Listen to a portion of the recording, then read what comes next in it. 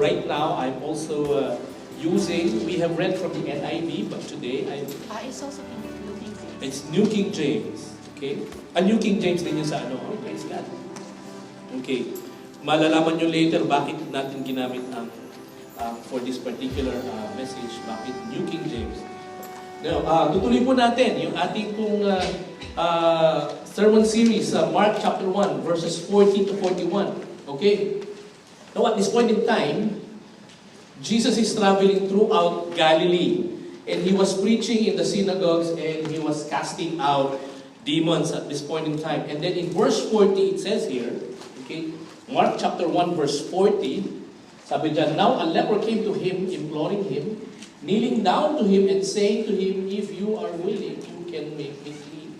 If you are willing, you can make me clean. It's a remarkable thing if you are going to notice yung attitude ng leper. He kind of left room for the grace of God to work because in its fact, he kind of recognized Christ may or may not heal.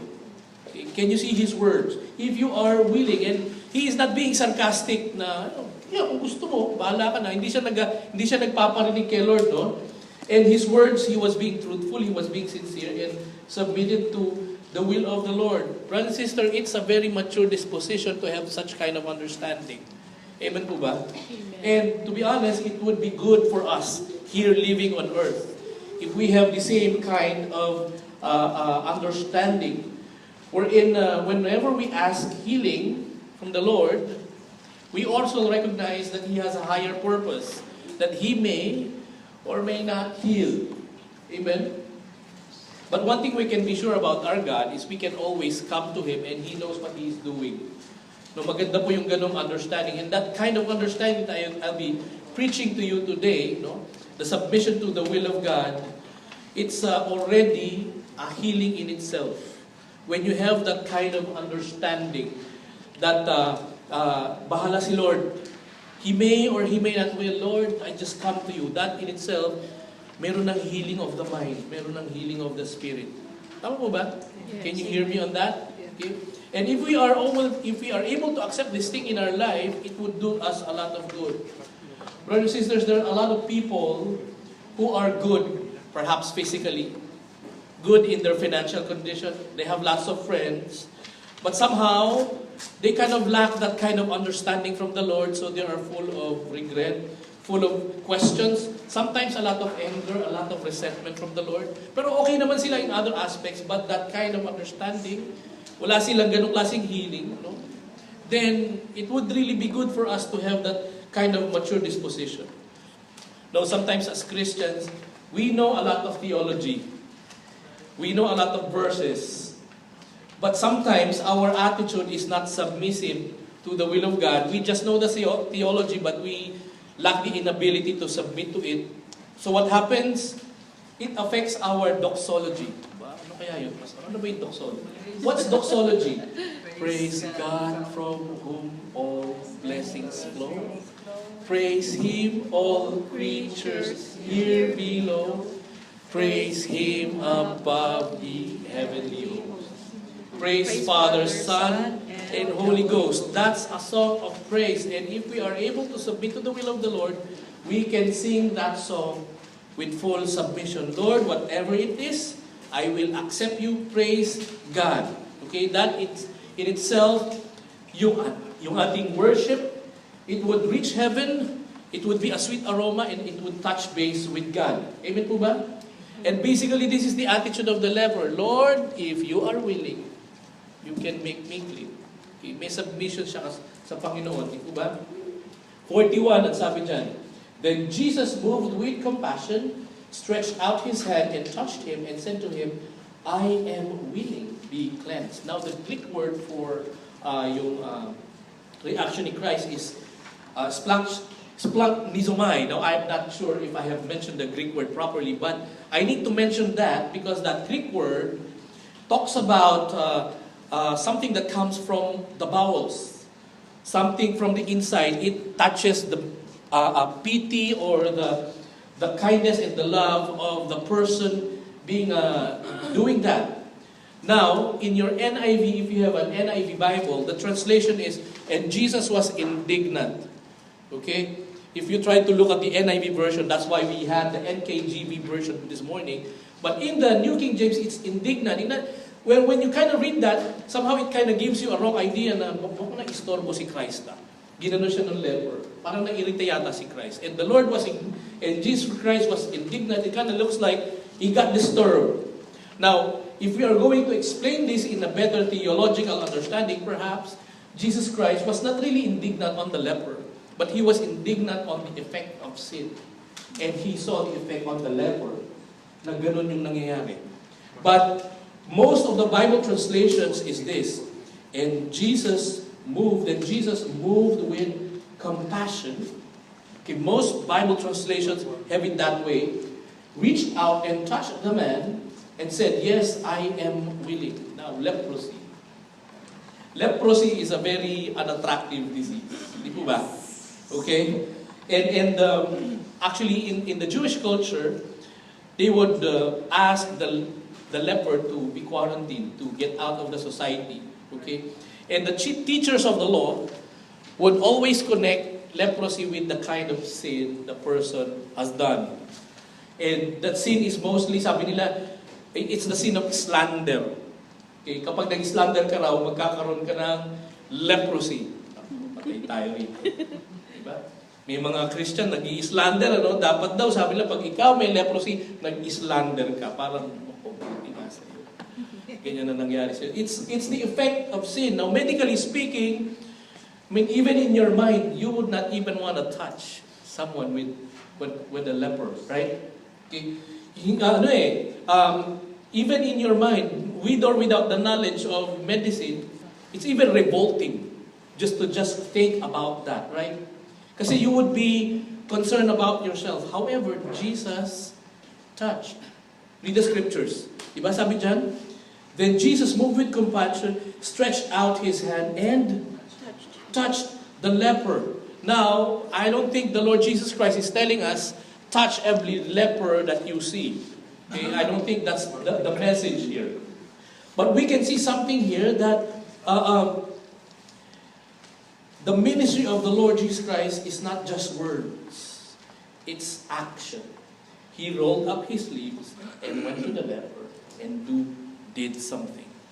Brothers and sisters, our ministry ought to be a ministry compelled with compassion and love.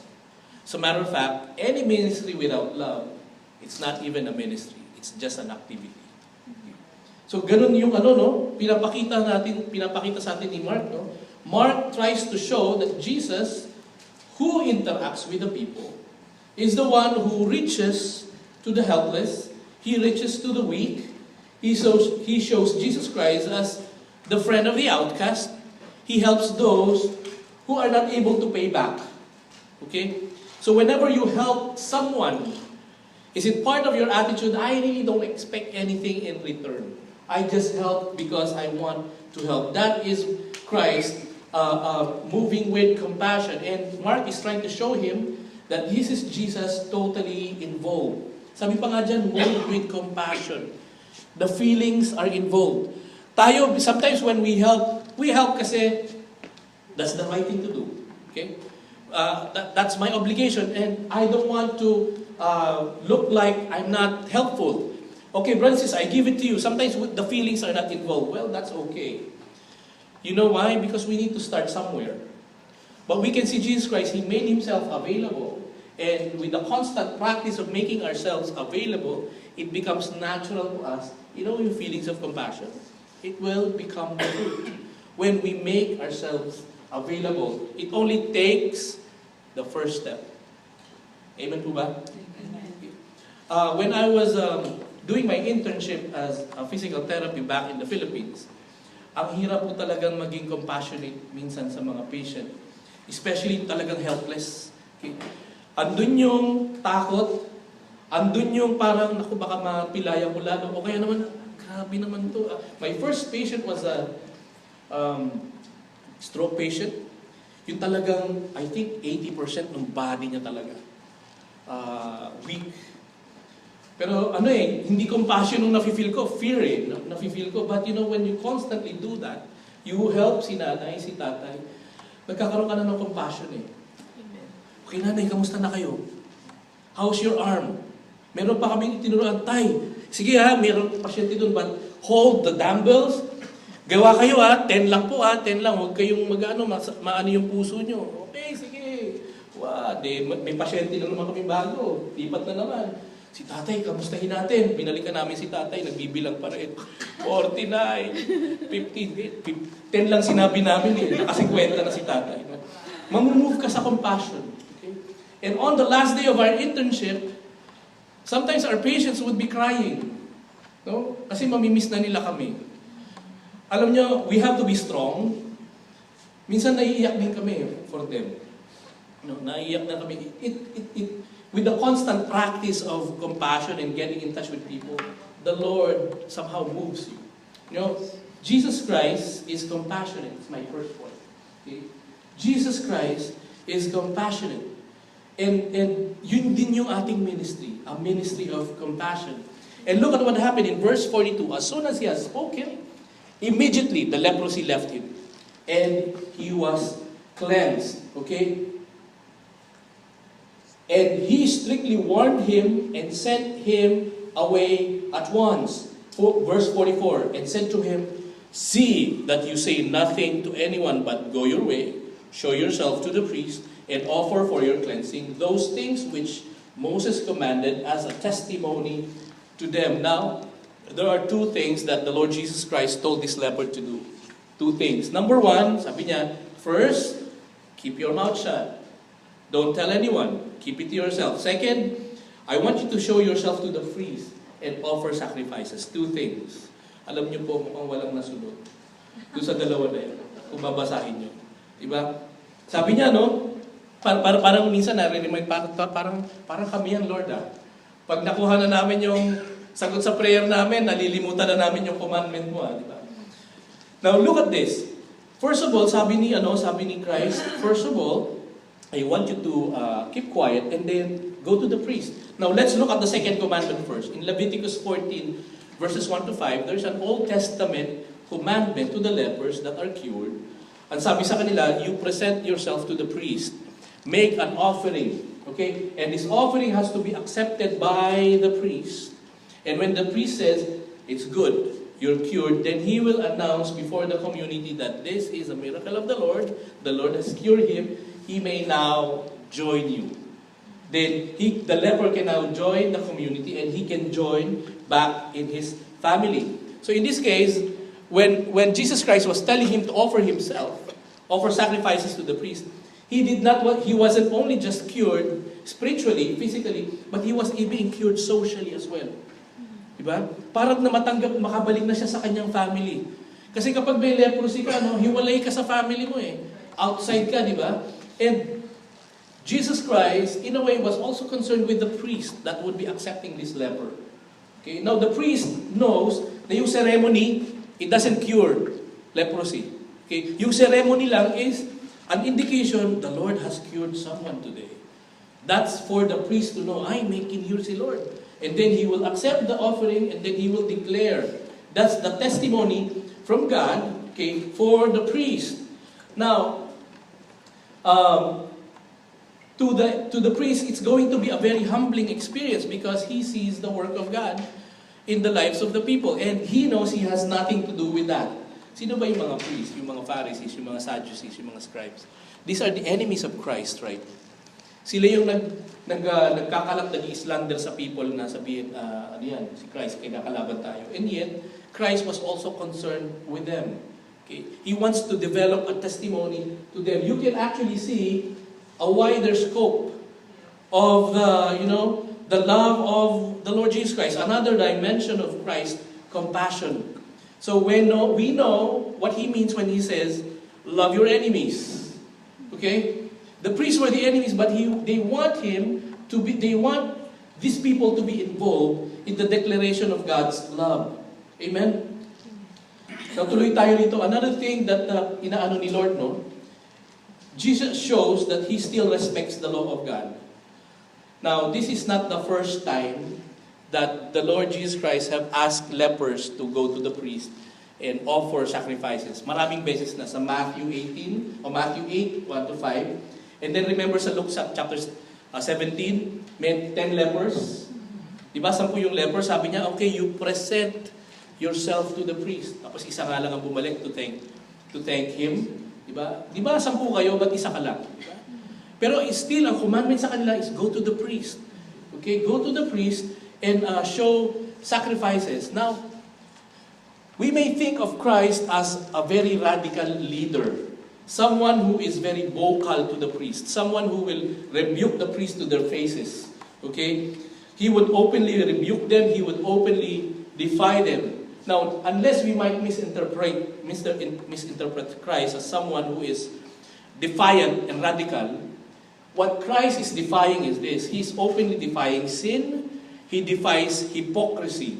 He defies the lack of compassion. He defies the lack of faith, brothers and sisters. Okay? He defies the lack of love. He defies yung fear. He defies yung disobedience to God. But he follows protocols. Okay? That's my second point.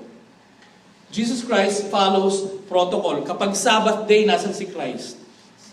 Nasa synagogue. Okay? Nagpunta sila sa temple. Meron tax. So sabi ni Christ, kailangan natin magbayad ng tax. And the reason ni Christ para magbayad ng tax, kasi we don't want to offend them. That is Jesus Christ. Okay? Jesus Christ is radical against sin. Okay? But he is obedient and submission to the law of the culture. Okay? Pastor, paano naman yung Sabbath? Di ba minsan nagigil siya sa Sabbath? Now, he is also trying to clear out the misinterpretation on the understanding of the Sabbath. Okay? The Sabbath is given to man and not man to Sabbath. So what is he defying here? He is defying hypocrisy. Okay? He may be following the law, but it should not stop man from compassion. Yun yung nakita niya eh. Nawala yung compassion. So kaya siya nagagalit sa mga Pharisees. And he is trying to correct that. Jesus follows protocol. Okay? Brothers and sisters, if we are a Christian, but if we are going against the law, we will not submit to the law, then we are sinning. Amen? Nothing is more offensive than a Christian who flaunts knowledge of the Bible, who quotes a lot of Bible verses, who corrects people, but openly defies the law in front of law-abiding citizens. Okay? You do not rebuke the red light and say, I rebuke you, red light, for stopping me late na ako sa church. You do not do that. You have the red light, you stop. It's the law. Amen? Di po ba? Okay? And if you are a Christian, instead of showing off yung mga doctrinal knowledge natin, we try to show our love for God. We try to show our integrity. Okay? Our testimony. Ang Christianity, ang world ayaw na nila ng Christianity. Galit na sila nag-aano tayo ng Bible. Let's not add to that. So when they see that, ito, ganyan ba Christian? Bakit hindi man lang nagbabandi clock? Dinadaya yung tax niya. Tapos sasabihin natin, hindi, against, the Lord will work for me. Ay, gagamitin mo pa si Lord. No? Diba? Yung mga pastor, may mga pastor, wala namang papers. Magpipreach dito. Okay, go home! Diba? If you want to preach, follow the law. If you are going to defy the law, wala kang power. Diba? How can you say, follow the Lord? Ikaw mismo hindi ka nagpa-follow, sabi ni Lord. Obey and be submissive to the law of the land. And Jesus Christ follows protocols. Amen po ba? Amen. Ano po ba? Tulad niyan, gusto mo sa mga classmates mo, aral ka, magtiwala ka sa Lord, hindi ka naman nag-aaral. Tapos nangungopia ka pa. It's a very bad testimony. Amen? Brothers and sisters, when Christians are submissive to the law, okay, in itself, it's a testimony before the world that this is something good.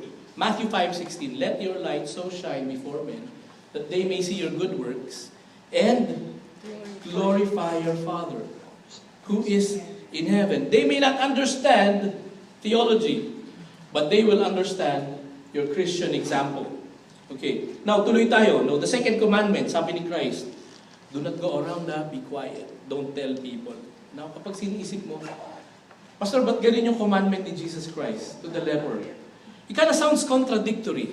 Okay? Isn't it that we are called to preach the gospel and make Christ known? Di ba? And the question, how come Jesus Christ is discouraging the leper to go out and proclaim His name? You know what, in the promotional side, if we are in the advertisement, we might even congratulate the leper for doing a good job, isn't it? Kasi talagang nakilala si Christ eh. Okay? However, in this particular case, there was a consequence. Okay, for the leper for not remembering and following the commandment of Christ. Look what happened. 45, however, he went out and began to proclaim it freely, and to spread the matter, so that Jesus could no longer openly enter the city, but was outside in deserted places, and they came to him from every direction. Now, prior to them going to this place, ano ba yung sinabi ni Christ? Di ba hinahanap siya ng mga disciples? Sabi ni Christ, okay, let's go to the other town so I can preach the gospel because that is what I have been called for. Okay? Yun yung purpose niya eh. Let's go to the other town so I can preach the gospel. Now, in this case, you know, it's really good to preach to a crowd, honestly. Masarap mag-preach sa crowd when everybody is listening. But it's very hard to preach to a mob. Can you see the difference? Because this time, Jesus Christ is being mobbed. Everyone was trying to touch Him. Everyone wants to be healed. Everyone wants to get close to Him. How can you preach to a mob? Okay. Magulo na sila, no? Kaya ano nangyari? Ano nangyari? So that Jesus could no longer openly enter the city. That's what happened. That was the reason Jesus Christ was telling the leper, wag ka masyadong magpo-proclaim, wag mo nang masyadong anuhin. Diba? Magpagsabi. There was a reason. Okay? Now, it's a case-to-case basis. The Lord Jesus Christ, kind of like choosing between healing the physical body and healing them spiritually by making them hear the Word of God. Sabi ni Lord Jesus Christ, importante that they hear the Word of God. Diba? Christ mismo sabi niya, man shall not live by bread alone, but by every word that comes from the mouth of God. And this is what they need. Ngayon, ang tingin ngayon nila kay Christ, the super healer. So no more time to hear His word. Okay? Brothers and sisters, there were already a lot of people who were trying to chase Christ for the wrong reason. Okay? Remember when He fed the 5,000? He had compassion kasi nagugutom sila. Now, but this time, what happened? People were looking for Him, and Jesus Christ saw, the reason why you're after me is because you were fed. Okay? And some people are coming to Him kasi nakikita na nag-heal. Yung bulag nakakakita, yung pilay nakakalakad, and they want some kind of show. They want to be amazed. They want to see something spectacular. And that's the reason why they were following Christ. They were following Him for the wrong reason. Okay? Now, diba? Tama po ba? Miracles, show, spectacular, magic. Okay? Now, why would have this leper not remember the commandment of the Lord? I can think of two reasons. Perhaps number one, maybe he was too happy for himself. He forgot what the Lord told him. Okay, he was so happy. Wow, ang sarap naman. He was celebrating too much. He wasn't thinking anymore. Okay? Now, sometimes gusto lang natin happy. Okay? But we forget the Word of God.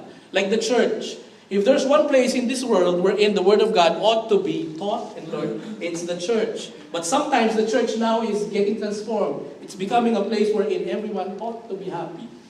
Eh ngayon, may mga words of God na will not make people happy. Sige, alisin natin yung Word of God. Basta happy na lang tayo. Diba? At least dumadami. Ang dami nga naman. Pero happy. Pero wala naman si Lord. Diba? And that can happen to us. If there are churches that are celebrating too much, okay, too much celebration, nawawala na si Lord. I think I have mentioned before, somewhere in Australia, too much celebratory yung mga youth, kung ano-ano yung mga costumes nila, that they were even promoting yung mga things na hindi na talaga dapat nakikita sa church. Okay? All for the sake of what? Fellowship, happening. Okay? So this is what happened to the leper. He was too happy. Yan, daldal siya ng daldal. Okay? And then another reason, perhaps he was thinking he was helping promote Jesus. I will not doubt he was thankful. Okay, I believe he was very thankful. And maybe his own way of thanking the Lord is giving out a good word for him by telling it to people, not realizing that he had created a roadblock to the avenues wherein the Word of God can flow freely. Now, the leper didn't realize that the town somehow lost its chance to have the Savior of the world freely moving around in their houses, okay, in their marketplace, in their synagogues, in their highways, teaching them, talking to them, mingling with them, and Christ telling them the Word of God personally. Nawala na ngayon yun. Okay. He didn't realize that he deprived the wonderful privilege from Jesus Christ himself. Okay. Why? Because he thought he was helping Christ. I'm a bit concerned with today's church growth methods. That sometimes we think we are helping Christ. There was a guy, a youth pastor I think. Sabi niya, his write-up is about the millennials. Millennials are getting out of the church. Okay? You know, one of the reasons they are getting out of the church, they don't like the Bible. Okay? They love the music, they love the fellowship, they love the games, they love the programs. They would even say, I love Jesus. But they don't like doctrines, they don't like theology, they don't like the Word of God. Okay? Now, we praise God, we have talents in music. Okay? But you know, before we have brothers and sisters here, I used to deal with millennials, okay, who just love to sing. Okay? But when I invite them for discipleship, ayaw na nila. Okay? They just love to perform. Okay? And every time there's the hearing of the Word of God, they would go out. And halfway, when my message is about to be done, that's the time they come back because it's time to perform again. Okay. And sadly, I'm being advised by, huwag mo na kasing kurikin. Hindi, teka lang, Word of God to eh. Diba? And the parents sometimes, kinukusyon yung mga kids nila about this. Hey, you need to hear the Word of God. Amen? Gusto nyo lang happy-happy eh. That's not the church. Okay? A liberal modern-day church growth expert might advise me, sige, okay lang, capitalize yung programs, music, everything. Sa matter of fact, meron na nga po kasi nag-advise sa akin long time ago. Na sige, gawa ka ng maraming activities and then put a dash of Bible here and Bible there. That's not church, brothers and sisters. It would create a crowd. I can tell you. Okay? Magpa-bingo lang tayo nito, ano tayo dito, Miss Universe tayo dyan eh. Okay? We can draw crowds. But that's not the church, brothers and sisters. You know what happens? When that happens, Jesus Christ will be deprived of His chance to go to the heart of the people. Amen. And that's what's happening right now. People gathering, but Jesus Christ is where? Outside. Diba? You know, I don't mind technology, I don't mind good music, I don't mind effects. We can use that to our advantage. But sometimes we don't have electricity. Tama po ba? So what do? Do we stop worship? No. But continue pa rin lang tayo, no? However, in spite of the problem that the leper unknowingly created, okay, it did not stop Christ from ministering to the people. You know what happens here? 45. So that Jesus could no longer openly enter the city, but was outside in deserted places. And look at the last line. And they came to him from every direction. Okay. So did people still come? Yes, they do. Okay? Because, brothers and sisters, that's the whole point in the first place. That people will come to Christ. Jesus is the personal Savior. That's my last point. Amen?